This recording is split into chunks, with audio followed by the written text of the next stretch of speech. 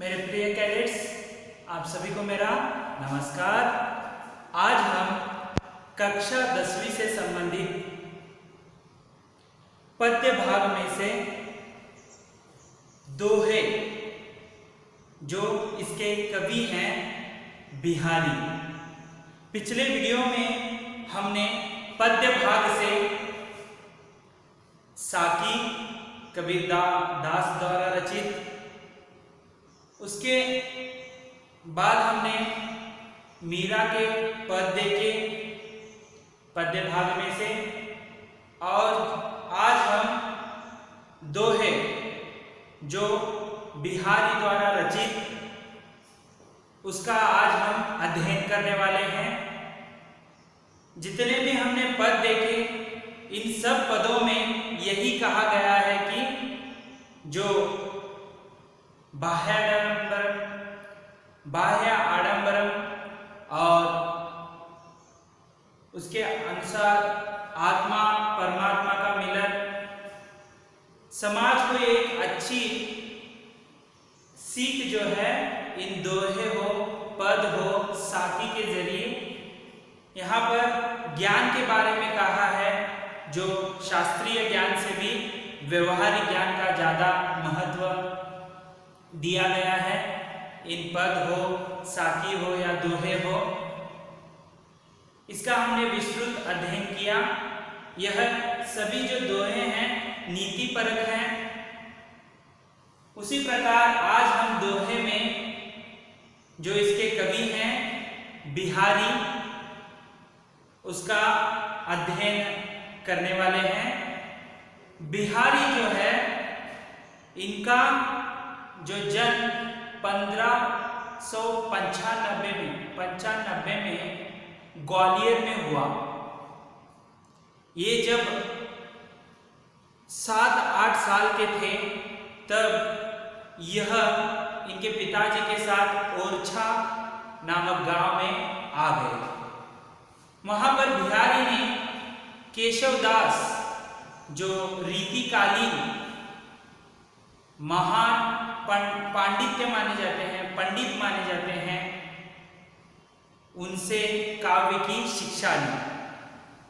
बिहारी जो हैं हिंदी साहित्य के अंतर्गत, आपको पता है, 4 कालखंडों में बांटा है। आदिकाल, भक्तिकाल।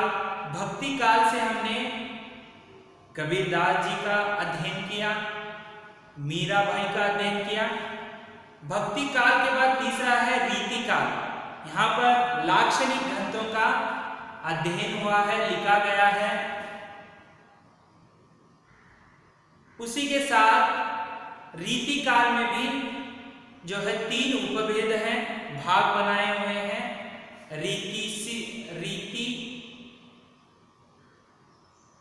रीति युक्त, रीति सिद्ध, रीति मुक्त। ऐसे यहाँ पर रीतिबद्ध, रीति सिद्ध और रीति मुक्त, ऐसे 3 भाग बनाए हैं। उसमें रीति सिद्ध जो है, रीतिबद्ध यानी लाक्षणिक ग्रंथ है, रीति सिद्ध यानी जो रीति मुक्त भी नहीं है, यानी लाक्षणिक ग्रंथ लिखे भी नहीं गए हैं और लिए भी नहीं गए हैं, बीच में हैं। तो इस रीति सिद्ध भाग में अंतर्गत आने वाले बिहारी हैं, जो श्रृंगारिकता को, रीतिकाल को श्रृंगार काल भी कहा जाता है। श्रृंगारिकता बड़ा चढ़ाकर यहाँ पर लिखा गया है। नायिका हो, नायक हो, इनका यहाँ पर श्रृंगारिकता जो है मिलती है। बिहारी जो है केशवदास से काव्य जो है उनसे सीखा। उसी के साथ साथ इनका रहीम से भी कुछ समय तक उनसे भी ज्ञान हासिल किया।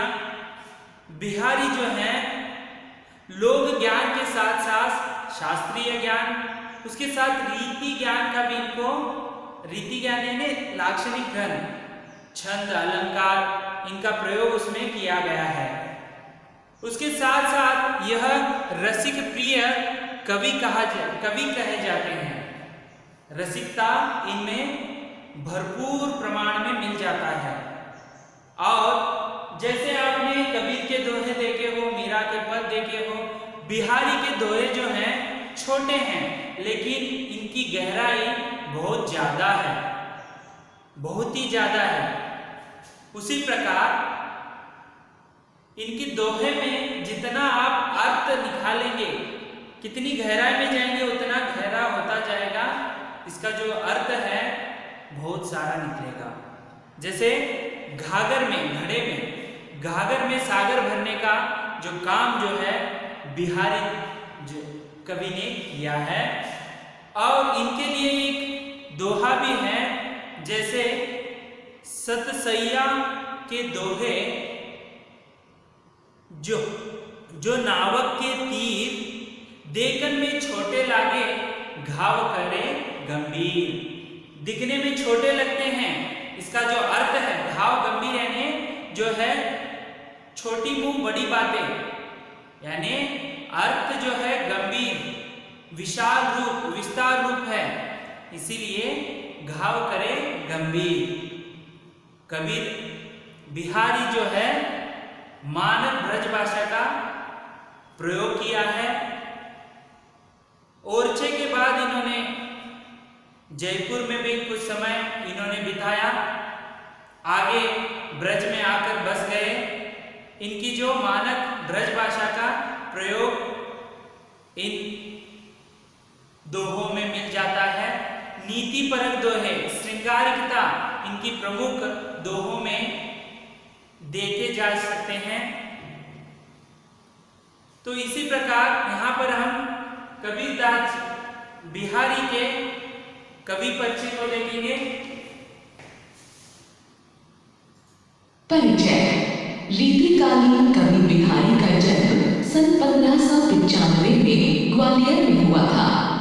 जब बिहारी 7-8 साल के ही थे, तभी इनके पिता ओरछा चले आए, जहाँ बिहारी ने आचार्य केशवदास से काव्य की शिक्षा प्राप्त की। यही बिहारी रहीम के संपर्क में भी आए। उनका अधिकांश जीवन उनके ससुराल मथुरा में बीता। बिहारी ने कुछ वर्ष जयपुर में भी बिताए। कहते हैं कि जयपुर के महाराजा जयसिंह इनके एक दोहे से इतने प्रभावित हुए कि उन्हें अपना राजकवि बना लिया। वे उनके एक एक दोहे पर एक स्वर्ण मुद्रा पुरस्कार रूप में देते थे। बिहारी का स्वभाव विनोदी और व्यंग्य प्रिय था। सन 1663 में उनका देहावसान हो गया था।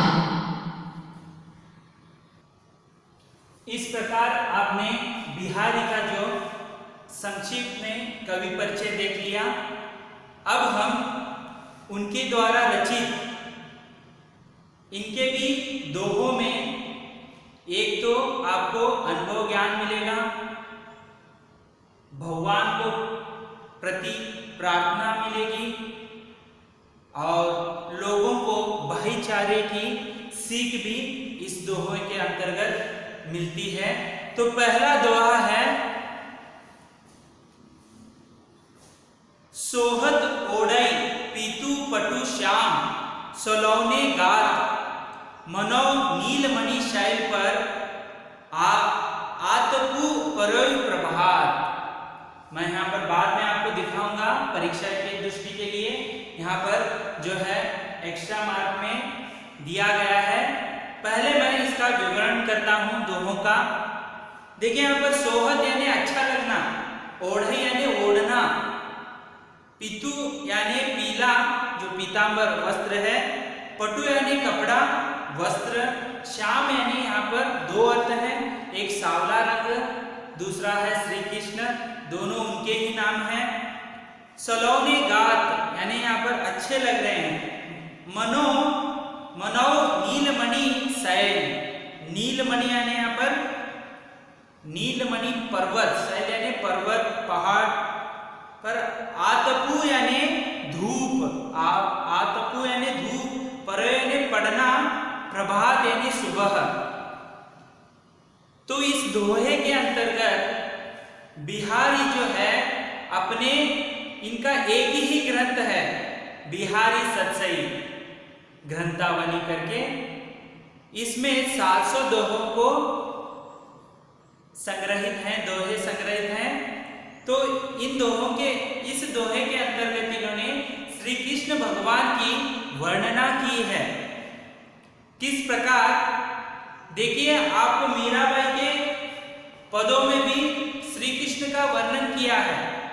श्री कृष्ण भगवान का वर्णन करना, कम शब्दों में कहना बहुत कठिन है।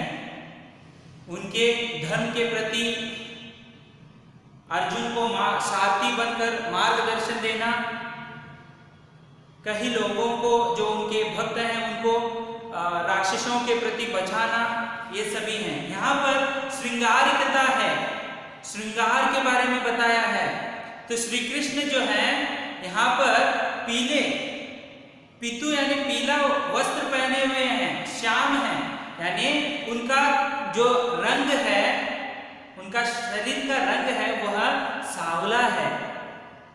सांवला होते हुए भी उनके ऊपर पीले वस्त्र, पीतांबर जो है बहुत अच्छे लग रहे हैं। जैसे इसके लिए उन्होंने उदाहरण दिया है नीलमणि पर्वत, शैल यानी पर्वत, नीलमणि जो है एक पर्वत है, वहां पर थोड़े बहुत पेड़ होंगे लेकिन जो मिट्टी का रंग है वह काला ही होता है। ठीक है, यहाँ पर सफेद तो नहीं हो सकता।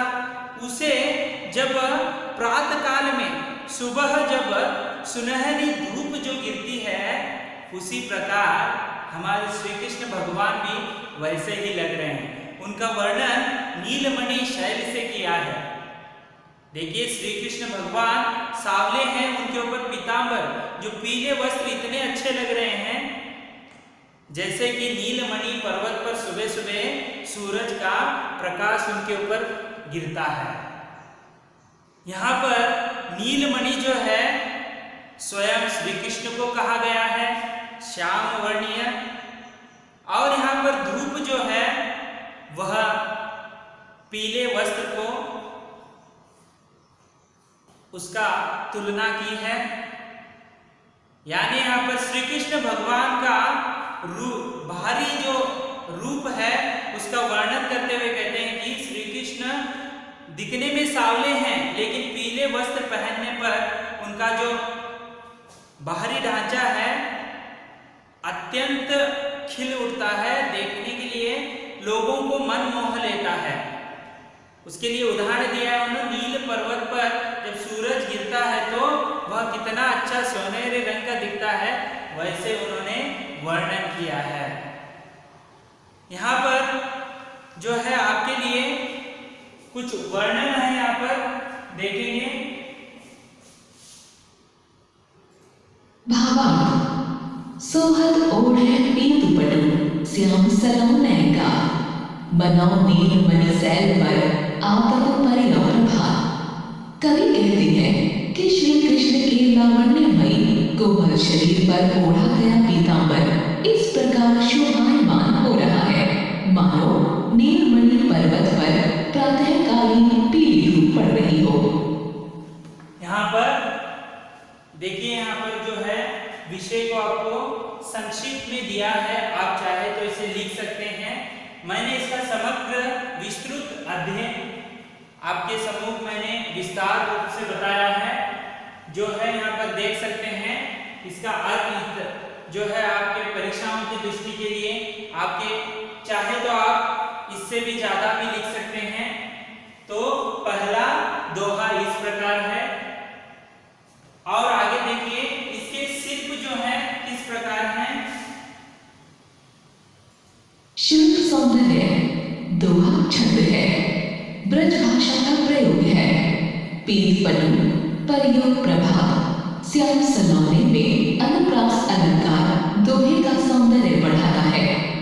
कृष्ण के शरीर को नीलमणि और पीतांबर को प्रातःकालीन धूप मानकर उत्प्रेक्षा अलंकार का सुंदर प्रयोग किया गया है। श्याम में शीर्ष अलंकार है। यहाँ श्याम का एक अर्थ कृष्ण और दूसरा सांवला है। श्रृंगार रस है, गुण माधुर्य है। देखिए जैसे कि इनके दोहों में आप देख सकते हैं, एक तो श्रृंगार का रस है, श्रृंगार रस है, और यहाँ पर जो है अलंकारों का भी प्रयोग हुआ है। श्लेष यानी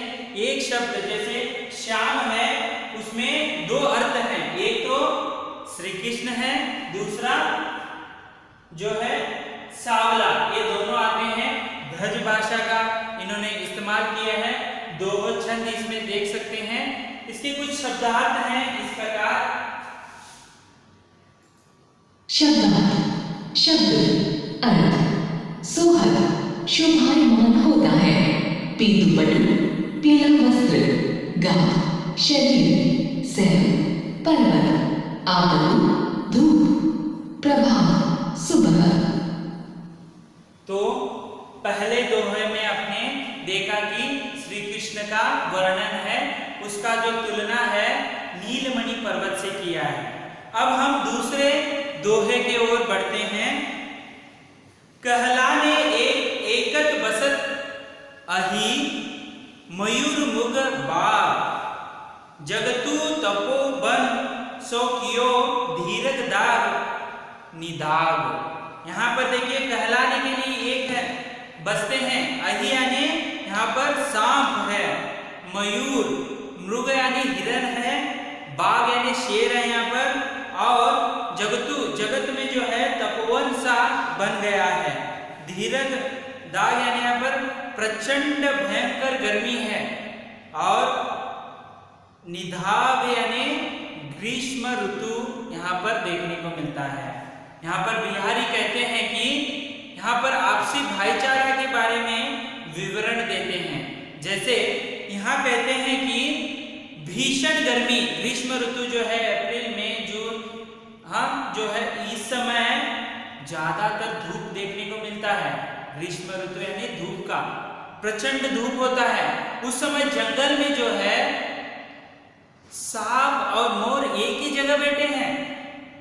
मोर जो है सांप को खा जाता है, लेकिन एक ही जगह वहां पर अपनी आपसी दुश्मनी को भूलकर एक जगह बैठे हैं। उसी प्रकार मृग जो है बाघ यानी शेर के साथ बैठा हुआ है। हिरण को, बाघ जो है हिरण को खा लेता है, लेकिन इतनी प्रचंड गर्मी है कि वह आपसी दुश्मनी हो, बैर हो, वह भूल गए हैं। उनको छाया मिल गई तो बस उतना ही वह चाह रहे हैं कि एक दूसरे को खाने की इच्छा यहाँ पर प्रकट नहीं कर रहे हैं। आगे बिहारी कहते हैं कि वह एक, अभी वो जो वन है, अरण्य है, कैसे बन गया है? तपोवन यानी तपोवन, जहां पर ऋषि मुनि तपस्या के लिए एक जगह बैठ जाते हैं। बैठते समय दूसरों के बारे में सोचते नहीं है, केवल अपना तप जप जो है करना है। उसी प्रकार, उसी भांति यहाँ पर जो है एक तो अहि यानी सांप है और मयूर यानी जो मोर है, एक ही जगह बैठे हैं अपनी जो प्रचंड गर्मी को भुलाने के लिए।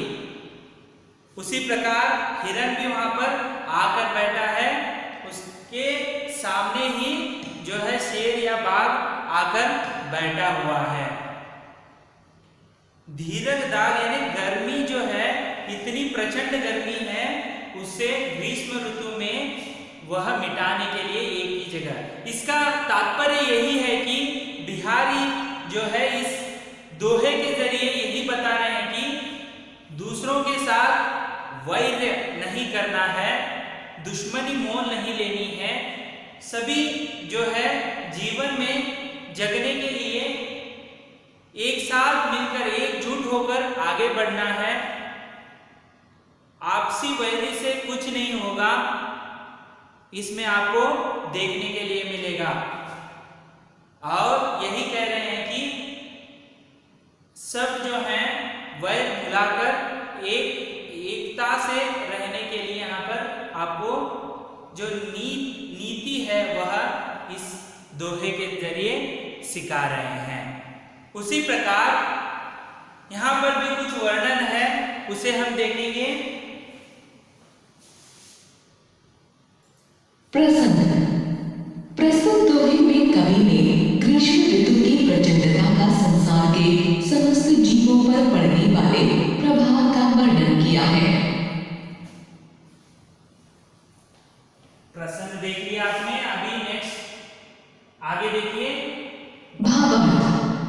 कहलावे एकत बसत अहि मयूर मृगबाग जगतु तपोवन सांगियो दीरक दाग विदाग। कवि कहते हैं कि ग्रीष्म ऋतु में इतनी प्रचंड गर्मी और धूप पड़ रही है कि सारा संसार तपोवन सा हो गया है, जहाँ परस्पर शत्रु भी आपसी शत्रुता भुलाकर एक साथ बैठते हैं। इस गर्मी के कारण मोर और सांप तथा बाघ और हिरन जो परंपरागत शत्रु हैं, वे भी एक होकर रहते हैं। यहाँ पर उसका भावार्थ जो है दिया गया है, चाहे तो आप इसे लिख सकते हैं। इसके जो शिल्प सौंदर्य है, किस प्रकार इसमें क्या क्या निहित है, इसे हम देखेंगे। शिल्प सौंदर्य दोहा छंद है, ब्रजभाषा का प्रयोग है। मयूर मृग दीरक दाग में अनुप्रास अलंकार का सुंदर प्रयोग है। तपोवन सौ में उपमा अलंकार है, अतिशयोक्ति पूर्ण वर्णन है, श्रृंगार रस है, गुण माधुर्य है। इस प्रकार यह दोहा भी दोहा छंद से संबंधित है। ब्रजभाषा का प्रयोग हुआ है, श्रृंगार रस इसमें मिलता है, गुण माधुर्य यानी मधुरता, गुणों का मधुरता इसमें मिल जाता है। तो आज हम बिहारी के कवि परिचय के साथ साथ दो दोहों का विस्तृत अध्ययन आज हमने किया है। अगले दोहों का जो अध्ययन हम अगले वीडियो में करेंगे। तब तक के लिए धन्यवाद।